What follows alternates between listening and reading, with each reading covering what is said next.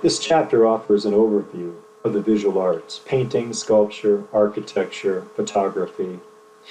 According to the chapter, there is no single definition of art. Art is what the artist does. Some visual art strives for likeness, imitating the familiar world. The artist may or may not strive for strict realism. Artists demonstrate a particular way of seeing intensely and view art in the world in different ways, contributing something new. Their unique view of reality on their own artwork.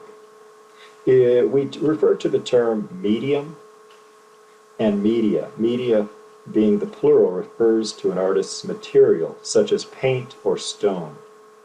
Our text states that an artist's medium can be just as exciting as the act of imitation itself. That is, we're filled with wonder that an artist's hand can make hard marble, for example, look like soft folds of a garment. Art as likeness, which this chapter states has a long history, has many aspects. Therefore, even when artists share the ultimate goal of creating something that closely resembles reality, their unique style decisions make each individual artist's work unique. The term classical in studies of the Western humanities refers to the art and literature produced by the ancient Greeks and Romans. In class, we'll discuss the distinction between the words classical, classic, and masterpiece. The purpose of classical art was to adorn the beautiful cities, especially Athens and Rome. Classical architecture, for example, the Parthenon, was created according to strict geometric principles. The Parthenon is a building that typifies the classical Greek mind. Classical statues represent the likeness of idealized humanity. So, regarding the term classicism, we're talking about that which consists of the harmony, order, and balance in a particular work of art. As far as we know, classical art was the work of men, as was medieval art, or art of the Middle Ages, except for embroidery, exemplified by the 11th century Bayeux tapestry. Embroidered panels against a linen background recount the story of the Battle of Hastings of 1066, and was created by women. Most medieval art, otherwise, is distinctly unclassical. The figures created by artists are for the most part heavenly beings imagined in human forms. Gothic architecture, for example, like the Cathedral of Notre Dame, with its gargoyles, stained glass windows, soaring towers, is not, however, as radical a departure from classicism as in painting.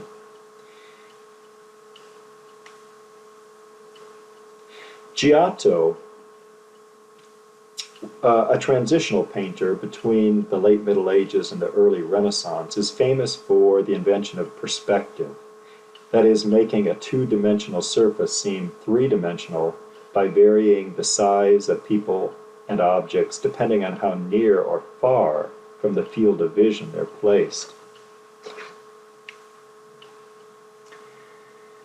Briefly, the three great Renaissance painters are Leonardo, Michelangelo, and Raphael. Leonardo's The Last Supper represents a far more sophisticated use of perspective than that achieved by the earlier Giotto. He also employed a new technique, chiaroscuro. In capturing the psychological likeness of figures, for example in Mona Lisa, Leonardo goes far beyond surface realism.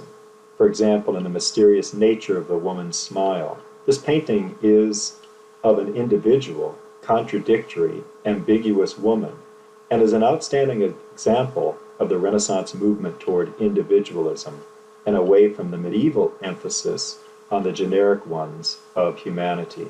It also represents the new emphasis on life in this world rather than life in the hereafter. Michelangelo, as I mentioned, is one of the three great Renaissance painters, sculptors, artists overall, and we'll discuss him a bit further in his work and contributions in class.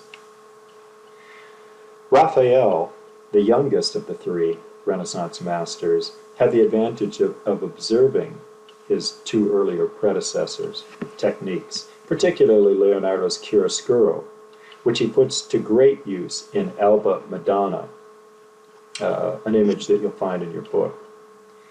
His handling of perspective is far more advanced than Giotto's. The famous master of the 17th century, moving along, the Dutch school, was Rembrandt, a master of psychological realism, that is, disclosing a subject's inner life. He often painted old people whose faces bore the marks of years of hardship and loss. The Spanish painter Francisco Goya is the embodiment of the rebellion against perfect likeness, the perfection of realism attempted by the Dutch artists. Goya's earlier works indicate that he was very much at home in realism. The distortions of realism that began to appear in his work later can be traced to a growing disillusionment with the Spanish nobility, for whom he served as court painter. Much of the later work contains dramatic and disturbing subject matter, such as graphic examples of the inhumanity of war, as we see here in his famous painting, The 3rd of May. Moving along, the later Impressionists didn't win popularity at first. Most of them, including Manet, credited with being the movement's founder, were regularly rejected by the experts, who still believed art must be the perfection of likeness. Manet agreed that art should be a representation of the familiar world, but as it truly appeared to the eye, which did not see startlingly sharp images clearly separated from each other. Some of the work was vilified. For example, Manet's Olympia, now considered priceless, was condemned as crass and obscene.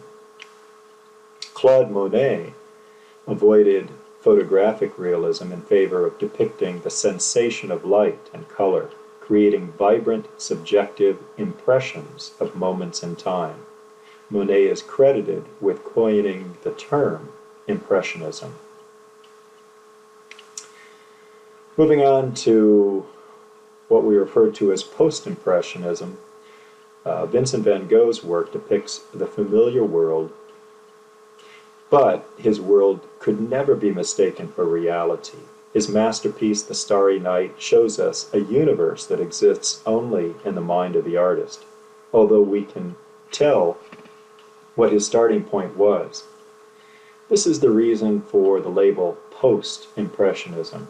His flowers, like his moon and stars, are less impressions than they are never-before-seen objects bursting with the throbbing energy of his characteristic brushstrokes. The 69th Regiment Armory Show of 1913 introduced viewers to abstractionism in the work of Kandinsky and Duchamp. The technique illustrated by nude descending a staircase can be described as objects used solely as forms in varying degrees of relationships to the familiar world. In the case of Duchamp, the title helps, otherwise we would have no idea that the artist meant the figure to be anything but form. In the case of Kandinsky's abstract works, with his non-specific titles, we usually see nothing but forms. The term cubism was created by Georges Braque after a critic complained that the artist had taken beautiful subjects and reduced them to cubes. Like Impressionism, the term was first employed as an insult not hailed as a marvelous and revolutionary new technique. Picasso and Braque together worked out a rationale in which they stated that if art is to imitate the way we view reality, then it must show that we do not see it as a solid entity, but rather in fragments that can be reassembled by the artist as geometric forms.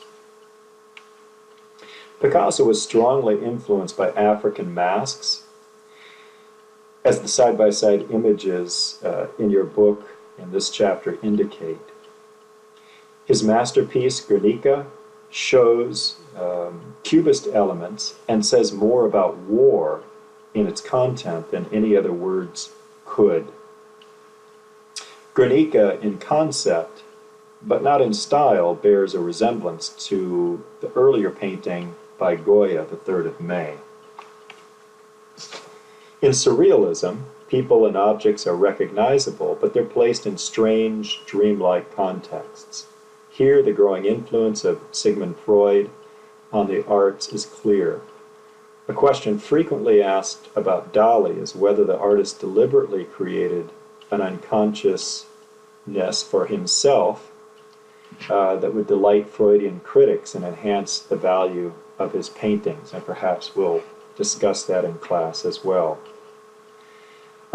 In class, we will further follow the development of 20th century modern art with examples of paintings by Georgia O'Keeffe, Edward Hopper, Dwayne Hansen, and others. We'll take a look at pop art, and we will talk a bit about the development of architecture through the ages, focusing on the 20th century architect Frank Lloyd Wright. So keep reading. We'll see you in class. Thanks for listening.